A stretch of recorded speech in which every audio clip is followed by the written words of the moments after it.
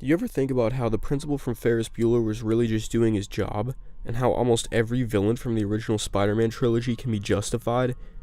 Like the Green Goblin and Doc Ock were just mistakes, Harry Osborn just wanted to know who killed his dad, Sandman was just trying to provide for his daughter but ended up accidentally killing a man, and Venom was just pretty much the only straight up douche.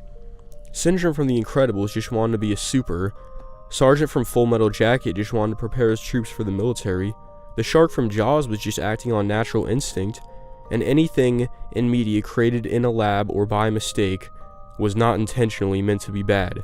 So what do all these have in common?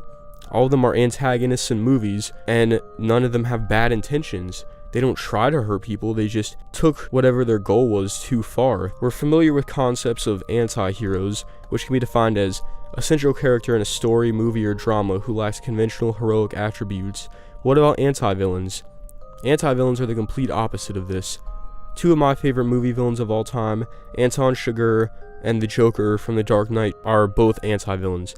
Anton Chigurh does awful things throughout the course of No Country for Old Men, which is a strange film, but I love it. It's experimental, and on my first viewing, I really had no idea why Anton Chigurh did the things he did. I didn't question it, but afterwards it just kept ringing throughout my head, so I had to look into it. If you analyze the film, you can tell that he's not anywhere close to a traditional villain from film, whereas filmmakers in the past have tried to give villains believable or traditional reasons as to why they'd be doing the things that they're doing, such as money, sex, greed, revenge, hatred, or human emotions that are in all of us. But Anton Chigurh is distant. He isn't like other people. It's hard to relate to him, which is what makes him even more of an effective villain.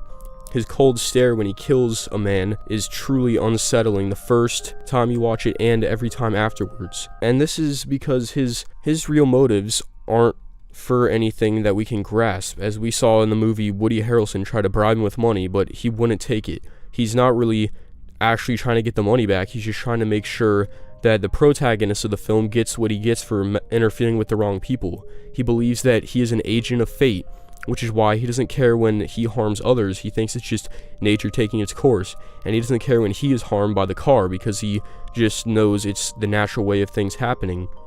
He's relieved when he doesn't have to kill the old man in the store because fate blessed the man by letting him live, and as you can tell if you look in his face, he is relieved. This shows you that he doesn't want to kill the man. A regular villain would have just killed him, but he lets him go because that's the way fate called it.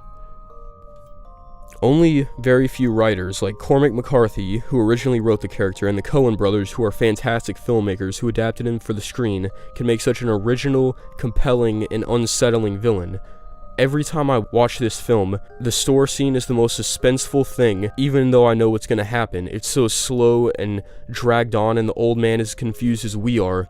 An anti-villain can truly make a movie more original, and pretty much the whole plot of No Country for Old Men is centered around Anton Chigurh doing the things he does for unknown reasons to most viewers.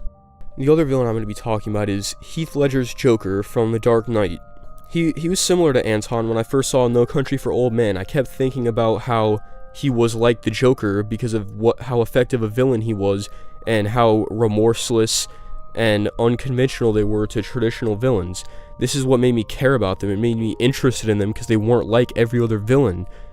They don't care about their own well-being, they don't care about civilians, and the only reason the Joker is different is in the sense that he shows that he actually does want to help the people of Gotham. While it may not seem like this, he wants to show Gotham they don't need Batman. Wait, but then why did Alfred say, "Some men just want to watch the world burn"?